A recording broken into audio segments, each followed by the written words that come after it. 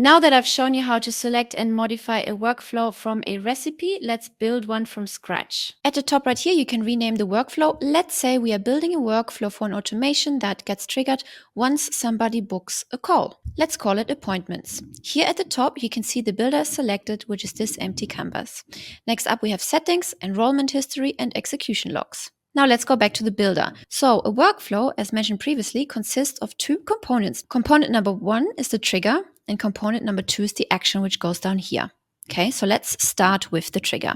If you want to add a trigger, you just simply click into the flow field. And here on the right, you can see all the triggers available. So you can literally automate anything and everything. If a contact has been created, if a contact received a particular tag, if a note has been added, a task has been added, a note has been changed, task has been completed, the contact engagement score, you can filter by events. In this case, we're going to build an appointment workflow. So we would select form submitted, but you can also put call status, trigger link clicked, and so on and so forth. Even down here to appointments, once people actually booked an appointment and the appointment status has changed, you could use this as a trigger. Under opportunities, there are several triggers to choose from. Opportunities basically is the pipeline. So if an opportunity status has changed or a pipeline has been created, pipeline has changed, the pipeline stage has changed, and so on and so forth. You can automate your entire affiliate marketing process, your courses, enrollment into courses, revoking access.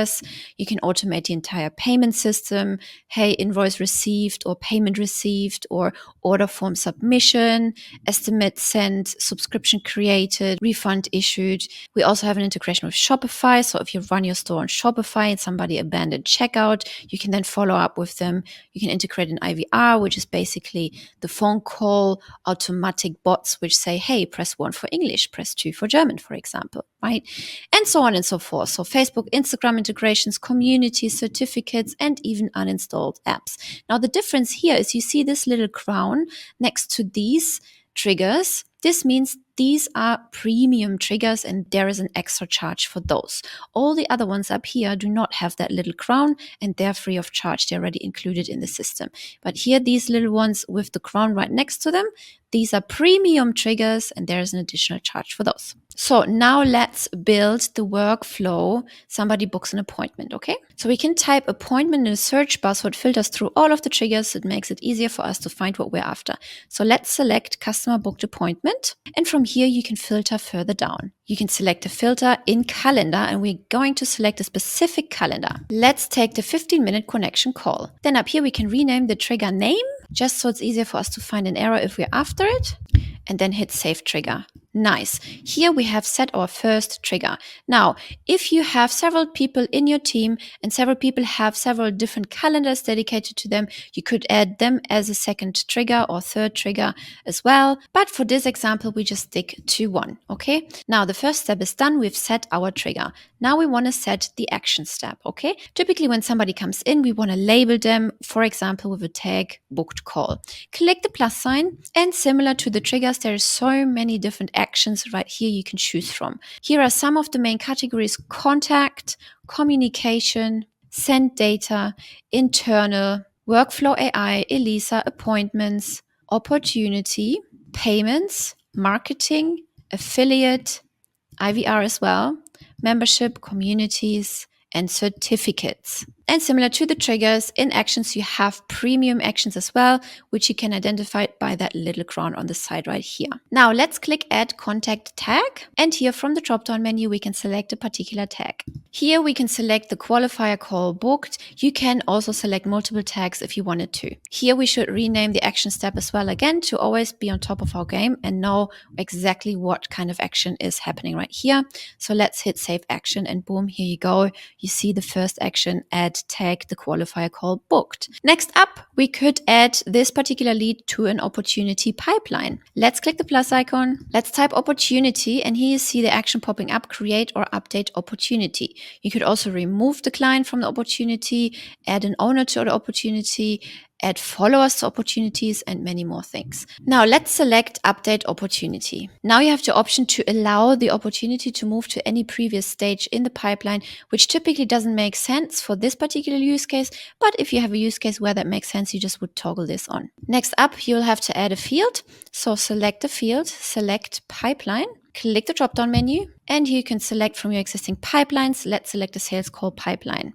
You can narrow further down by adding more fields to it. For example, the pipeline stage, the qualifier booked. That's perfect because that's actually what we're building here. So let's rename the action name to the qualifier booked. You could keep adding different fields right here and filter it further down. You could add the opportunity name, the opportunity value, the status, the opportunity source, and custom fields. But for now, we're just going to keep it simple and add them to a simple stage, which is the qualifier booked.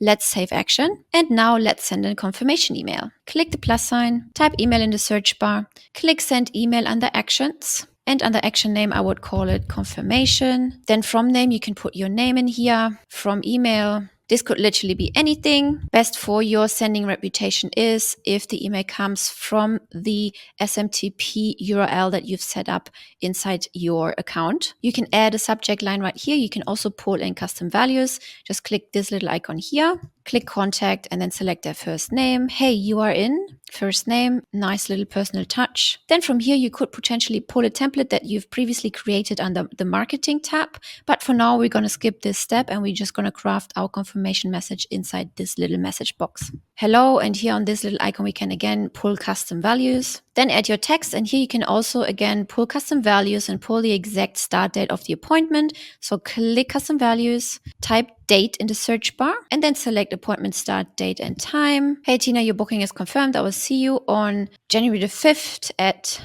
2 p.m. Then you could also add the meeting location. For example, it's going to be a Zoom link. You click the custom values, you type location in the search bar, select appointment meeting location, and that's really it. Now down here, you can always send yourself a test email, add your email address right here in this box and hit send test mail. Once you're fine with everything, just hit save action. And that's it. Now you've added an email to your action flow. In order to increase your show up rate, particularly for appointment workflows, I would recommend you add an SMS to it as well. So type SMS in the search bar, add your text, pull the custom values, and hit save action. Now, whenever you're happy and done with your workflow, make sure to hit publish top right corner and to hit save as well. Now, real quick, a really hot tip on the bottom left here, you can see workflow AI. You can ask the AI bot to optimize this workflow. You can ask the AI bot to add an action. You can ask it to assist with the building, configure action, describe the workflow, suggest next steps, and so on and so forth. Thanks for watching. For more information, be sure to check out the next video about workflow settings, enrollment history, and execution logs.